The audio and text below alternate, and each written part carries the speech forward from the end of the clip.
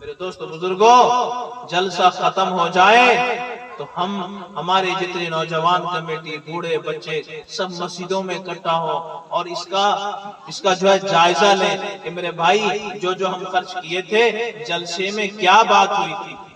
اگر اتنا بھی یاد رکھ رہے، ہاں اتنا یاد رکھ، کیا بیان کرتے تھے، کیا بولے تھے تو یاد نہیں، لیکن بیان تقریر بہت زبردست تھا۔ خالی مائک کا ٹوٹنا اور چوکی کا پھٹنا باقی رہ گیا تھا۔ وہ پبلک کیا نعرہ ڈالتے تھے، نعرے تکبیر اللہ اکبر، نعرہ اتنا زور ڈالتے تھے کہ نعرہ بھی کھل جاتا تھا۔ فائدہ اس سے کچھ نہیں میرے پیاروں، میرے بزرگ اور دوستوں۔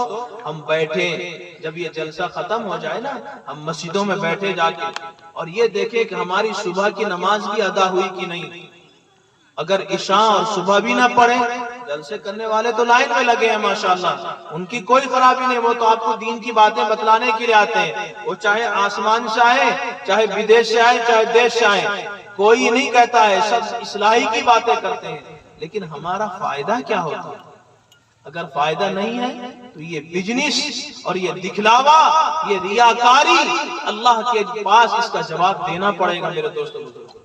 میں نہیں کہتا ہوں کہ آپ ریاکاری کرتے، نہیں، آپ لوگ اخلاص کے ساتھ دیکھیں۔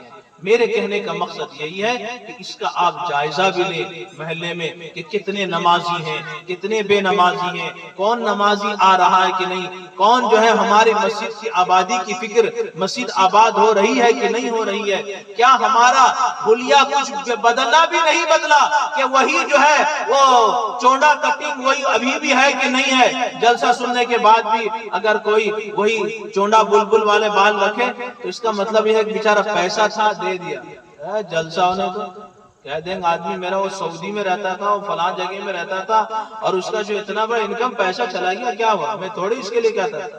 میرے دوستو بزرگوں، آپ کے یہ فائدہ دنیا کا بھی اور آخرت کا بھی اسی میں ہے جب اس سے اصلاح ہو جائے، ورنہ اصلاح معاشرہ کا مطلب یہ ہوتا ہے کہ ہمارے معاشرے کی اصلاح ہو، ہمارا معاشرہ درست ہو، جھوٹ ہمارے معاشرے سے ختم ہو، خیانت ہمارے معاشرے سے ختم ہو، سود ہمارے معاشرے سے ختم ہو، دھوکہ دہی ہمارے معاشرے سے ختم ہو، ہمارا معاشرہ سنت اور شریعت کا پابند بنے، ہمارے معاشرے سے رسم و رواج ختم ہو جائیں۔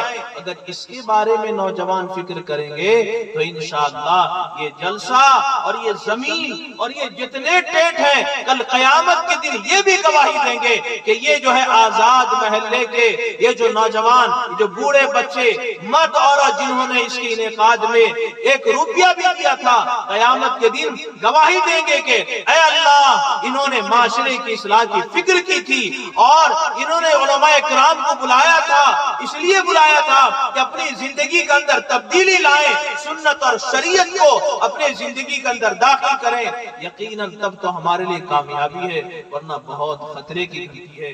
اللہ پاک میری آپ کی پورے امت مسلمہ کی اللہ حفاظت فرمائے۔ یہ ہمارے معاشرے سے جو ہے، ہمارے معاشرے سے بے حیائی ختم ہو۔ ہماری عورتیں، مومن عورتیں بے پردہ گھومتی ہیں باہر اور ایسے جیسے ان کو ایمان سے کوئی واسطہ ہی نہیں ہے۔ اللہ کے نبی صلی اللہ علیہ وسلم فرمایا کہ جب حیا ختم ہو جاتی ہے پھر جو چاہے کرے وہ کم ہے۔ بے حیائی، عورتوں سے بے حیائی ختم ہو اور پردے کا اہتمام ہو اور ہمارے نوجوان اپنے حلیے کو درست کریں اور یہ سود بند ہو جائے اور یہ امانت میں خیانت کرنا بند ہو جائے، تب سمجھیے کہ واقعی ہمارا یہ جلسہ اور علماء کا بلانا، علماء کا یہاں بیٹھنا اور عورتوں کا جو ہے سننا اور ہمارا جو ہے انعقاد کرنا یہ ہمارا فائدہ مند ہوا، ورنہ یقیناً ہم اس کے جواب دہی ہوں گے۔ اللہ مجھے بھی، آپ کو بھی، پورے امت مسلمہ کو بھی عمل کی توفیق نصیب فرمائے۔ چونکہ ہمارے محلے میں جنازہ بھی ہے 9/15 میں، ہمارے سردار صاحب ماسٹر جلیل صاحب کی والدہ کا انتقال ہو گیا ہے، ان کے لیے بھی دعا کریں اور پورے یہ محلے تمام مومنین کے لیے بھی دعا کریں۔ اللہ جن کی جو گزر گئے اللہ تعالیٰ ان کی مغفرت فرمائے اور ان کے لیے بھی دعا کریں اللہ تعالیٰ ان کی مغفرت فرمائے۔ وما توفیقی الا باللہ علیہ توکلت و الیہ انیب۔